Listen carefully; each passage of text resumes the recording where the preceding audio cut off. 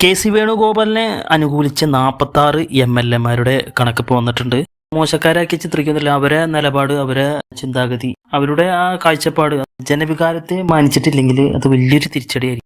ആരൊക്കെയാണ് K C വേണുഗോപാലിനെ അനുകൂലിച്ച 46 പേരും നമുക്ക് നോക്കാം. Sunny Joseph, Sajeev Joseph, Sandeep Warrier, T O. Mohanan, Usha Vijayan, T Siddique, Praveen Kumar, Vidya Balakrishnan, K Jayanth, AP Anilkumar, VS Joy, PT Balram, Ramesh Pisharody, Ojo Janeesh, Roji M John, Mathew Kuzhalnadan, F Raja, Senapathi, Venu, K Roy, Paulose, Binimon, M Liju, Pazhakulam Madhu, Santhakumar, CR Mahesh, MM Naseer, Bindhukrishna, Ramya Haridas, Chandy Oommen, Thiruvanchoor Radhakrishnan, AD Thomas, Sumesh Achuthan, KM Abhijith, VT Sooraj, Aryadan Shoukath, Rajan Pallan, Saneesh Joseph, Manoj Moothedan, Deepak Joy, Tony Chemmani, Uma Thomas.